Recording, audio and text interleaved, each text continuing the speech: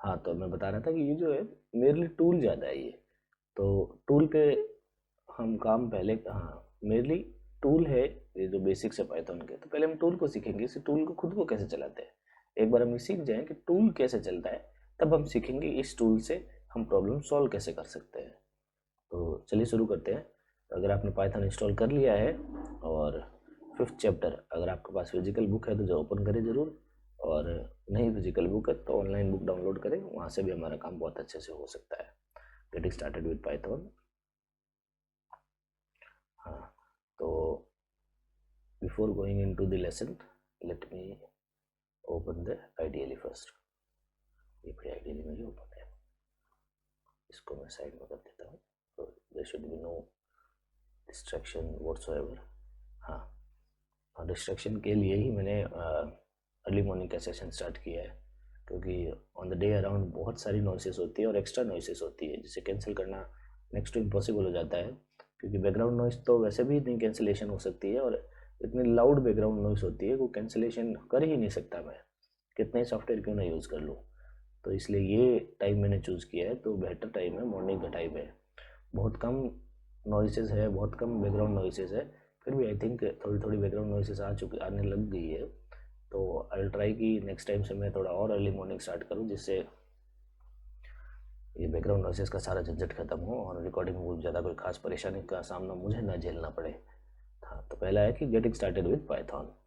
तो कुछ प्रोग्रामिंग के फंडामेंटल्स है, वो मैं आपको समझा देता हूँ। प्रोग्रामिंग के फंडामेंटल्स क्या बोलते हैं कि प्रोग्रामिंग पहली बात करें ही क्यों, तो इसलिए करें कि कंप्यूटर खाली एडिशन मल्टीप्लिकेशन या सब्सट्रैक्शन के लिए नहीं बना है। ये किस लिए बना है, कुछ काम करके दिया जाए। तो क्या काम करके दिया जाए, वो काम जो इसे हम बताते। अच्छा, तो कंप्यूटर जो होता है वो एक बच्चे जैसा माइंड होता है इसका, है ना, बहुत एक ऐसा बच्चा जिसके पास बहुत सारी कैपेसिटी है काम करने की, किसकी, सिर्फ मेंटल वर्क की, फिजिकल वर्क ये नहीं कर सकता। तो मेंटल वर्क की बहुत सारी कैपेसिटी है, बस हमें इसे करवाना है। अच्छा, जो बच्चे को अगर कोई काम करवाना है तो हमारे पास पहला ऑप्शन क्या होता है, इसे बताना है बेटा ये काम करना है। और क्या वो कर देता है, वो नहीं करता, क्यों, कि उसे पता नहीं है कि इसे कैसे करना है। तो सेम लॉजिक है वो कंप्यूटर पे भी एप्लीकेबल होता है, या प्रोग्रामिंग लैंग्वेजेस पे भी लॉजिक एप्लीकेबल होता है। इसे ये भी बताना पड़ेगा वो काम कैसे करना है। तो हम दो चीज़ें बता रहे होंगे इसे, एक तो कोई काम क्या करना है, और दूसरा उस काम को कैसे करना है। तो दोनों ही चीज़ें इज़ वेरी इंपॉर्टेंट। हम दोनों ही चीज़ें इसे समझा रहे होंगे और हमारा काम करवा रहे होंगे। सिंस अभी तो हमें काम करवाना ही नहीं आता है, तो पहले हम ये सीखेंगे कि इसे काम करवाया कैसे जाता है। तो दोनों चीज़ों पे हम चर्चाएं करेंगे, और कुछ बेसिक्स है उन्हें भी पढ़ेंगे। तो बेसिक्स तो यही बता रहा है जो मैंने आपको बात बताई। जो कंप्यूटर होता है वो किससे, जीरो और वन के इंस्ट्रक्शंस को ज़्यादा खास समझता है, इससे ज़्यादा कोई वो खास समझता नहीं है। तो हम उस पर ज़्यादा कोई बात फालतू बातों की चर्चाएं हम नहीं करेंगे, टाइम वेस्ट भी बहुत हो रहा है। फीचर्स ऑफ पाइथन है, इसमें कुछ इंपॉर्टेंट है वो मैं समझा देता हूँ। जैसे पाइथन एक हाई लेवल लैंग्वेज है ना, फ्री और ओपन सोर्स है। तो तीन बातें हैं, एक तो हाई लेवल। हाई लेवल का मतलब है वो लैंग्वेज जो सीधे हार्डवेयर से कनेक्ट नहीं करती है ना। जो लो लेवल लैंग्वेजेस होती है, इनफैक्ट लो लेवल लैंग्वेजेस भी सीधे किसी हार्डवेयर से कनेक्ट नहीं करती है, उसके बीच में ड्राइवर्स नाम का पूरा बड़ा सारा मॉड्यूल रहता है। पर फिर भी वो काफ़ी हद तक लो लेवल लैंग्वेजेस होती है, जो काफ़ी हद तक हार्डवेयर के नियरर होती है, तो बहुत पास तक हार्डवेयर का एक्सेस वो कर सकती है। सेकंड है, ये फ्री है, हमने डाउनलोड किया, कोई पैसा अभी तक तो हमने पे नहीं किया, हालांकि बेचारा डोनेशन मांग रहा है कि कुछ डोनेट करें, क्योंकि फ्री और ओपन सोर्स सॉफ्टवेयर को चलाने के लिए भी पैसा चाहिए होता है, तो वो कहीं से नहीं आता, जनरली उनके पास डोनेशन से ही आता है। और थर्ड है ओपन सोर्स। ओपन सोर्स का मतलब है अगर आप भी इतने स्मार्ट और इतने एलिजिबल या इंटेलिजेंट कोडर हैं तो आप भी पाइथन को बनाने में अपनी मदद कर सकते हैं। पाइथन की तरफ से कोई मना नहीं है, आप अपने अपडेशन डालें, वो सामने से अगर वो डन करते हैं तो आपका अपडेशन भी इसमें क्लियर हो जाएगा। सेकंड है इंटरप्रेटेड लैंग्वेज है। इंटरप्रेटेड लैंग्वेज क्या होती है, और दो दो टाइप की लैंग्वेजेस होती है, एक तो इंटरप्रेटेड और एक होता है कंपाइल्ड लैंग्वेजेस।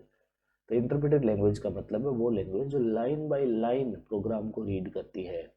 सेकंड होती है कंपाइल्ड लैंग्वेज, जो पूरे प्रोग्राम को वंस फॉर ऑल एक बार उसे कंपाइल करती है, उससे जो आउटपुट है या फिर जो भी उसका प्रोग्राम का फ्लो ऑफ कंट्रोल है या फ्लो है उसे ध्यान में रखते हुए चलती है। जबकि कंपाइल्ड लैंग्वेज क्या करती है, लाइन बाय लाइन रीड करती है, लाइन बाय लाइन प्रोग्राम को जो हम कोड लिखने वाले होंगे उसे कन्वर्ट करेगी, और उसका जो भी आउटपुट होगा वापस हमें देगी, वापस सेकंड लाइन को लेगी, उसको कन्वर्ट करेगी, उसका जो भी आउटपुट होगा हमें रहने वाली होगी। तो इस टाइप की लैंग्वेजेस को बोलते हैं इंटरप्रेटेड लैंग्वेजेस, जो इंटरप्रेट करती है प्रोग्राम को, कंपाइल नहीं करती है। बेसिकली तो कंपाइल करती ही है, पर क्योंकि ऑन द आउटर शेल हम ये मान रहे हैं, बहुत सारी चीज़ें पाइथन में ऐसी होंगी जो आपको हमें लगेगा कि शायद वन लाइन बाई लाइन हो रहा है या क्या ऐसा ही हो रहा है, नहीं। वो बेसिकली तो जैसा बाकी सारी लैंग्वेजेस करती है वैसे ही करती है, पर क्योंकि बहुत हाई लेवल लैंग्वेज है, हाई लेवल लैंग्वेज क्या होती है, नीचे बहुत सारी लेयर्स होती है, तो लेयर्स के थ्रू हर पोर्शन निकलता है। तो जो भी डेटा डालते हैं, जो भी इंफॉर्मेशन डालते हैं, हर एक लेयर के अंदर से, इनसाइड ऑफ लेयर्स निकलता है। तो इससे क्या वो ऐसा हमें फील देता है कि भाई हाँ इंटरप्रिटेड है, या अच्छा इसमें डायरेक्ट एक्सेसमेंट मिल रहा है। तो ये फील के लिए बहुत ज़्यादा है, इसीलिए बहुत स्लो भी है ना। बहुत सारे सरकारी काम में अगर बहुत सारे बाबू साथ में होंगे तो हर बाबू से निकलने वाला काम होगा स्लो ही होने वाला, और अगर जो काम डायरेक्ट उसी बाबू से करवाना है, जैसे हो रहा है, जैसे C++ है, जो थोड़ी सी लोअर लेवल की लैंग्वेजेस है, थोड़ी सी फास्ट है, इससे इनफैक्ट कई जगह काफ़ी फास्ट है।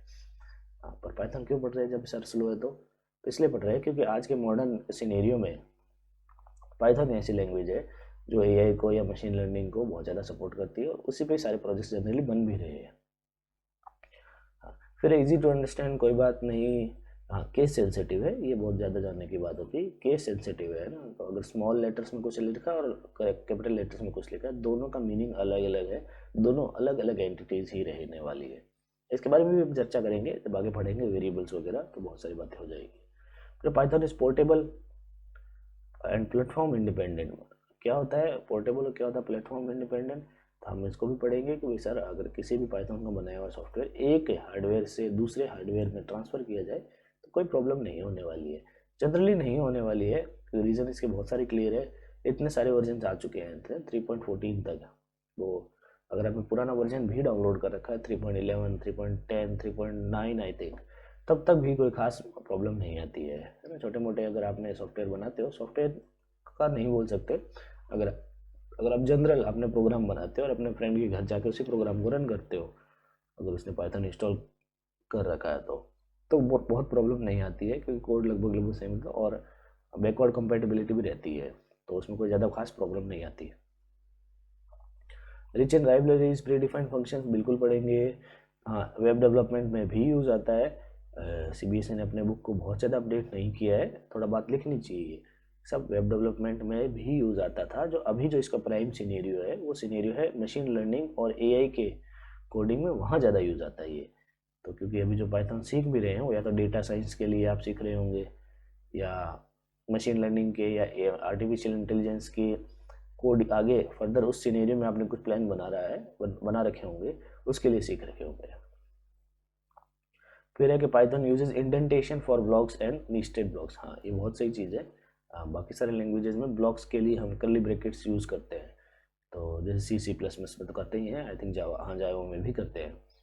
तो पाइथन में ऐसा नहीं है, हम सिर्फ इंडेंटेशन डालेंगे। इंडेंट का मतलब होता है फिक्स्ड अमाउंट ऑफ स्पेस, कुछ फिक्स्ड अमाउंट ऑफ स्पेस होगा जो हमने पहले से डिफाइन कर रखा होगा, या कंप्यूटर ने अपनी तरफ से भी कर रखा है, या हम कर सकते हैं। तो वो दोनों हमारी चॉइस है, कंप्यूटर करे या हम करें। उस स्पेस से ही हमें पता चलेगा कौन सा ब्लॉक किस ब्लॉक की बॉडी के अंदर है। हम उसके बारे में कुछ चर्चा करेंगे भी, तो हम सीखेंगे भी आराम से, उसको डरने की हमें ज़रूरत नहीं है। पहले फिर है वर्किंग विद पाइथन। अच्छा, वर्किंग विद पाइथन कुछ स्टार्ट करते हैं, क्या कैसे काम किया जाए। तो दो टाइप के मोड हम पाइथन में एग्जीक्यूट कर सकते हैं। पहला है इंटरेक्टिव मोड, दूसरा है स्क्रिप्ट मोड। दोनों कैसे काम करते हैं? तो सबसे पहले जो हमने आइडियली ओपन की है ये आइडियली इटसेल्फ ही इंटरेक्टिव मोड है। इंटरेक्ट तो पाइथन का आइडियली है, वो भी ऐसे काम करती है, इंटरेक्ट करती है हमसे, लाइन बाई लाइन इंटरेक्ट करती है।